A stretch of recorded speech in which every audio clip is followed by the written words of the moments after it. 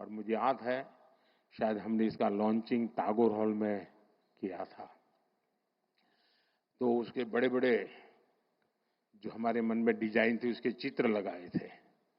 तो मेरे अपने ही लोग पूछ रहे थे, ये होगा? इतने बड़े बिल्डिंग टावर बनेंगे? मुझे बराबर याद है। यानी जब मैं उसका मैप वगैरह और उसका प्रेजेंटेशन दिखाता था केंद्र के कुछ नेताओं को, तो वो भी मुझे कह रहे थे, कह रहे भारत जैसे देश में क्या कर रहे हो तुम? मैं सुनता था। आज वो गिफ्ट सिटी हिंदुस्तान का हर राज्य कह रहा है कि हमारे यहां भी एक गिफ्ट सिटी होना चाहिए।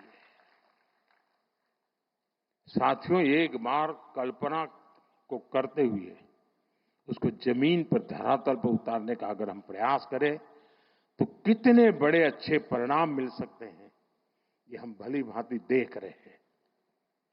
वही कालखंड था रिवर फ्रंट को कंसीव किया, वही कालखंड था जब दुनिया का सबसे बड़ा स्टेडियम बनाने का सपना देखा, पूरा किया।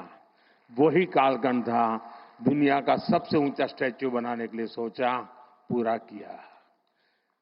भाइयों बहनों, एक बार हम मान के चले, हमारे देश में पोटेंशियल बहुत है, बहुत सामर्थ्य है।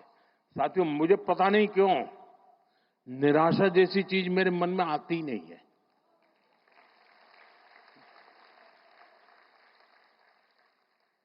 मैं इतना आशावादी हूं और मैं सामर्थ्य को देख पाता हूं जी। मैं दीवारों के उस पार देख सकता हूं, मेरे देश के सामर्थ्य को देख सकता हूं, मेरे देशवासियों के सामर्थ्य को देख सकता हूं। और इसी के भरोसे हम बहुत बड़ा बदलाव ला सकते हैं। और इसलिए आज मैं गुजरात सरकार का बहुत आभारी हूं कि आप मुझे यहां आने का मौका दिया है। कुछ ऐसी पुरानी पुरानी बातें आज ताजा करने का मौका मिल गया। देखिए, आप विश्वास करिए दोस्तों, गुजरात की बहुत बड़ी जिम्मेवारी है। हम देने वाले लोग हैं, हमें देश को हमेशा देना चाहिए। और हम इतनी ऊंचाई पर गुजरात ले जाएं, इतनी ऊंचाई पर ले जाएं कि देशवासियों के लिए गुजरात काम आना चाहिए। दोस्तों, इस महान परंपरा को हमें आगे बढ़ाना चाहिए। मुझे विश्वास है गुजरात एक नए सामर्थ्य के साथ, अनेकविध नई कल्पनाओं के साथ, अनेकविध नए इनिशिएटिव के साथ आगे बढ़ेगा। मुझे मालूम है मेरा भाषण शायद कितना लंबा हो गया होगा, पता नहीं क्या हुआ, लेकिन कल मीडिया में 2-3 चीजें आएगी, वो भी मैं बता देता हूं। मोदी ने अफसरों को डांटा, मोदी ने अफसरों की धुलाई की, वगैरह वगैरह वगैरह। खैर वो तो कभी कभी चटनी होती है ना, इतना ही समझ लेना चाहिए। लेकिन जो बाकी बातें मैंने याद की है उसको याद कर करके जाइए। और ये सिंदूर या मिजाज,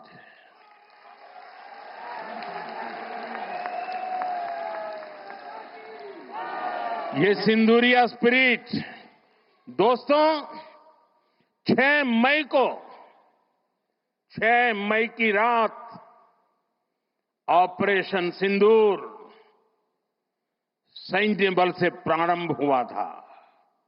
लेकिन अब ये ऑपरेशन सिंदूर जन बल से आगे बढ़ेगा। और जब मैं सैन्य बल और जन बल की बात करता हूं, तब ऑपरेशन सिंदूर जन बल का मतलब मेरा होता है जन जन देश के विकास के लिए भागीदार बने, दायित्व संभालें। हम इतना तय कर लें कि 2047 जब भारत की आजादी के 100 साल होंगे, विकसित भारत बनाने के लिए तत्काल भारत की इकोनॉमी को 4 नंबर से 3 नंबर पर ले जाने के लिए अब हम कोई विदेशी चीज का उपयोग नहीं करेंगे। हम गांव-गांव व्यापारियों को शपथ दिलवाएं, व्यापारियों का कितना ही मुनाफा क्यों ना हो, आप विदेशी माल नहीं बेचोगे। लेकिन दुर्भाग्य देखिए, गणेश जी भी विदेश से आ जाते हैं। छोटी आंख वाले गणेश जी आएंगे, गणेश जी की आंख भी नहीं खुल रही है।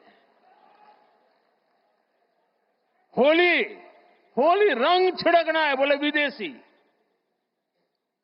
हमें पता था, आप भी अपने घर जाकर के सूची बनाना। सचमुच में ऑपरेशन सिंदूर के लिए एक नागरिक के नाते मुझे एक काम करना है। आप घर में जाकर सूची बनाइए कि आपके घर में 24 घंटे में सुबह से दूसरे दिन सुबह तक कितनी विदेशी चीजों का उपयोग होता है। आपको पता ही नहीं होता है। आप हेयर पिन भी विदेशी उपयोग कर लेते हैं, कंघा भी विदेशी होता है, दांत में लगाने वाली जो पिन होती है वो भी विदेशी घुस गई है, हमें मालूम तक नहीं है, पता ही नहीं है दोस्तों। देश को अगर बचाना है, देश को बनाना है, देश को बढ़ाना है, तो ऑपरेशन सिंदूर ये सिर्फ सैनिकों के जिम्मे नहीं है। ऑपरेशन सिंदूर 140 करोड़ नागरिकों के जिम्मे। देश सशक्त होना चाहिए, देश समर्थ होना चाहिए, देश का नागरिक सामर्थ्यवान होना चाहिए। और इसके लिए हमने vocal for local, one district one product, मैं मेरे जो आपके पास है फेंक देने के लिए मैं नहीं कह रहा हूं, लेकिन आप नया नहीं लेंगे। और शायद 1-2% चीजें ऐसी हैं जो शायद आपको बाहर के लेनी पड़े, जो हमारे यहां उपलब्ध ना हो। बाकी आज हिंदुस्तान में ऐसा कुछ नहीं।